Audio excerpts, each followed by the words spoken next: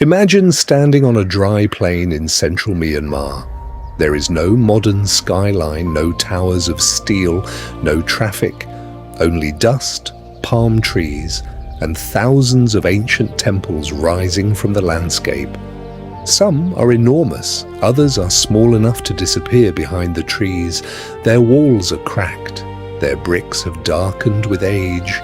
Some have lost their roofs, while others still contain paintings that have survived for centuries. And yet, when the sun begins to rise over the Irrawaddy River, something remarkable happens. The temples begin to glow. For a moment, the ruins seem alive again. This is Bagan. Today, it is one of the most extraordinary archaeological landscapes in Southeast Asia. But more than 800 years ago, this was not a field of ruins. It was a powerful royal capital, a city filled with farmers, merchants, monks, craftsmen, soldiers, kings, and pilgrims. A city that became one of the great religious centers of the medieval world. And then, slowly, the power that created it began to disappear. So how did a kingdom rise from the banks of the Irrawaddy, build thousands of temples, and then lose its position at the center of its own world? This is the story of Bagan. To understand Bagan, we first need to understand its landscape. The Irrawaddy River cuts through the heart of Myanmar, carrying water from the mountains toward the sea. For centuries, this river was more than a source of water. It was a highway. Goods could move along it, people could travel along it, armies could march toward rival kingdoms, and agricultural communities could survive because of the fertile land surrounding its waterways. But the region was not dominated by one unified kingdom from the beginning. Different peoples and political centers competed for influence. Among them were the Bamar, the Mon, and the Pew, each contributing to the cultural world that would eventually emerge in Bagan. Religion was equally important. Buddhism had already spread across much of the region, but it existed alongside older traditions and local beliefs. The result was a complicated cultural landscape. And eventually, one kingdom began to pull these worlds together. Its name was Bagan. In the traditional histories of Myanmar, one ruler stands at the beginning of Bagan's great transformation. His name was Anuruddha. He came to power in the 11th century, at a time when Bagan was still far smaller than the enormous religious city it would eventually become. Anuruddha was an ambitious ruler.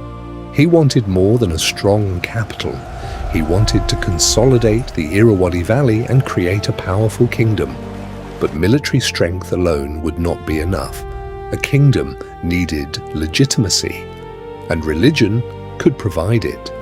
According to later Burmese chronicles, Anuruddha became deeply associated with Theravada Buddhism. One of the most famous traditions tells of his relationship with a Buddhist monk named Shin Arahan. The stories describe a king who wanted to strengthen Buddhism throughout his realm. Whether every detail of these chronicles is historically accurate is difficult to establish. But one thing is clear. During the reigns of Anuruddha and his successors, Bagan became increasingly connected with Buddhist institutions, scholarship, and monumental construction. And this would change the landscape forever. Imagine Bagan at the height of its power. The city stretches across a vast, dry plain. Dust rises beneath the feet of travelers. Markets fill with merchants. Boats move along the Irrawaddy. Monks travel between monasteries, artisans shape bricks and carve stone. And everywhere, construction.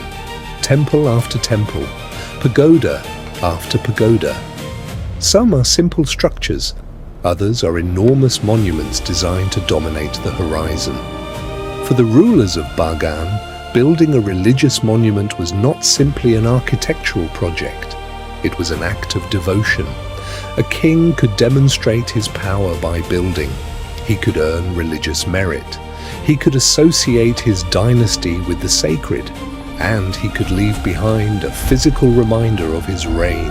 The result was extraordinary. Over the centuries, thousands of religious structures appeared across the Bagan plain. Some estimates suggest the wider urban area eventually covered more than 100 square kilometers. At its height, the population may have reached hundreds of thousands. This was no isolated temple complex. It was a major medieval city, but Bagan was not built by kings alone. Every temple represented the work of thousands of ordinary people. Farmers produced food. Workers transported materials. Brickmakers produced enormous quantities of bricks. Painters decorated walls. Stoneworkers carved images. Merchants brought goods from distant regions. Monks taught, copied manuscripts, and preserved religious knowledge. And behind all of this was an agricultural system that had to keep the city alive. This is one of the most important things about Bagan. The temples are what survived, but the civilization was much larger than the temples. Behind every monument was an economy. Behind the economy was a population. And behind that population was a complicated political system. The city could flourish only as long as all of these pieces continued working together. By the 12th century, Bagan had become one of the great centers of mainland Southeast Asia. Its rulers controlled territory across much of what is now Myanmar. Its religious institutions expanded. Its artists developed distinctive architectural and artistic traditions, and its temples became increasingly sophisticated. Among the most impressive was the Ananda Temple, another masterpiece of Bagan architecture. Inside these buildings were images of the Buddha, monasteries, libraries, and sacred relics. Inside these buildings were images of the Buddha. These were not empty monuments. People prayed inside them. Monks lived within their compounds. Manuscripts were stored there. Teachers taught there. Pilgrims traveled there. The temples were part of the machinery of Bagan society, and the city seemed destined to endure. But beneath the brilliance, problems were beginning to appear. Building thousands of temples required enormous resources. Land had to be assigned, workers had to be supported, food had to be produced, and wealth had to flow into religious institutions. Over generations, increasing amounts of land and resources became connected to temples and monasteries. At first, this helped strengthen the religious and cultural life of the kingdom, but it could also create a problem for the state. The more resources placed beyond direct royal control, the less flexibility the government might have during times of crisis. Meanwhile, Bagan was changing. Its rulers became increasingly dependent on powerful local elites. Regional interests became more important, and the kingdom's ability to maintain centralized authority began to weaken. The great city still looked powerful, but political strength and architectural grandeur are not always the same thing. Sometimes a civilization can build its greatest monuments at the same moment that its political foundations are beginning to crack. Then came a new danger from the north. The Mongol Empire had expanded across an enormous portion of Asia. Under Kublai Khan, Mongol armies reached deep into China and beyond. Eventually, the Mongols came into contact with the kingdoms of mainland Southeast Asia. Bagan was forced to deal with this growing power. The traditional story of Bagan's final years is dramatic. It describes a king who refused to properly submit to Mongol demands. Tensions increased. Mongol forces moved toward Bagan, and eventually military pressure helped bring the kingdom into crisis. But the reality is more complicated than a simple story of one invasion destroying an empire. The Mongol campaigns were part of a much larger political transformation. Bagan was already experiencing internal problems. Its rulers were struggling to maintain control over distant territories. Regional powers were becoming stronger, and the economic foundations of the kingdom were under increasing pressure. The Mongols did not simply walk into a perfectly healthy empire and destroy it. They encountered a kingdom that was already weakening.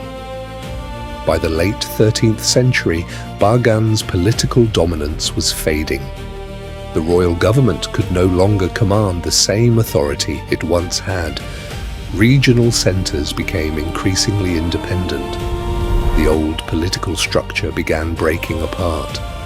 There was no single dramatic moment when everyone abandoned Bagan. There was no instant disappearance. Instead, the process unfolded over generations.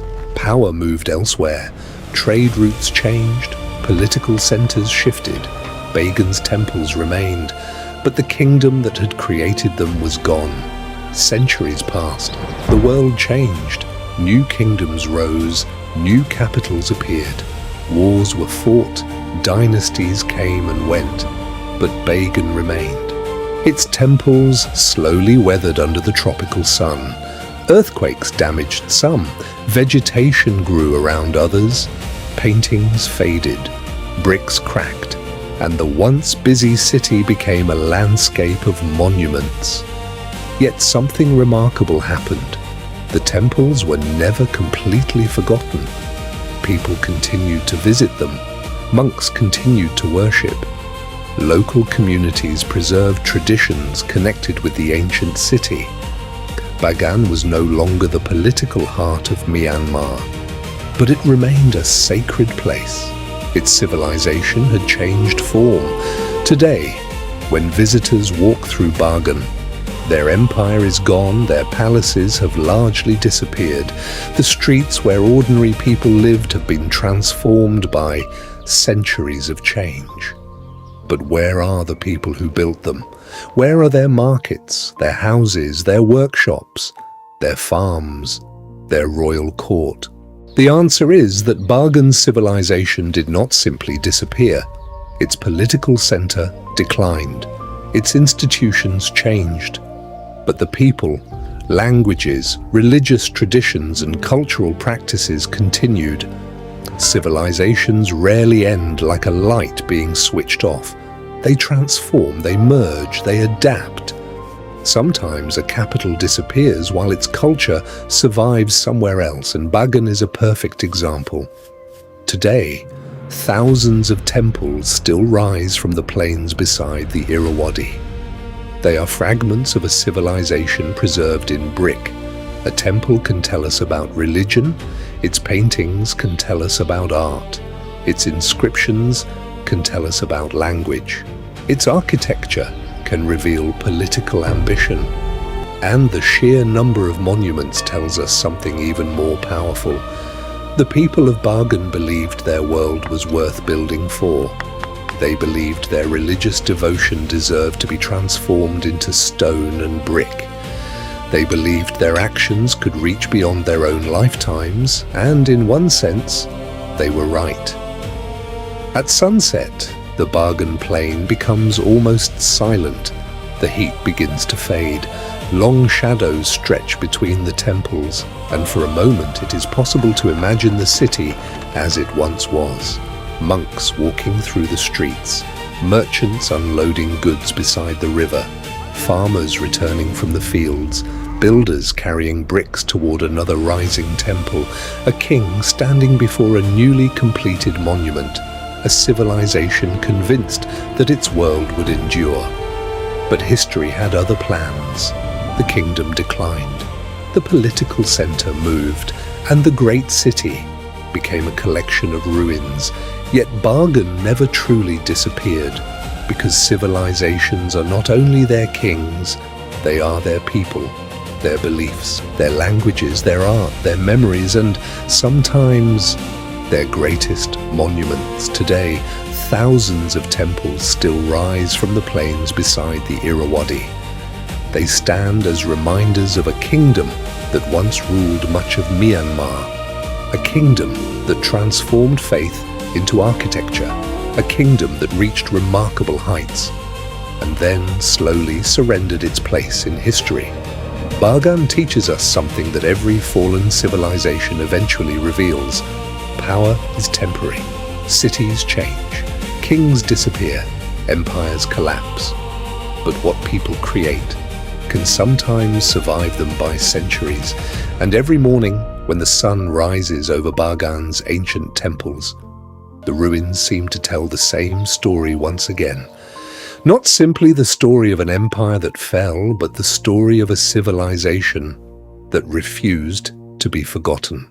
If you enjoyed this journey through history, subscribe to the channel and turn on notifications for more stories of lost kingdoms, forgotten civilizations, and the people who shaped our world. Thank you for watching. And until the next story, remember that history is never truly gone. Sometimes it is simply waiting to be remembered.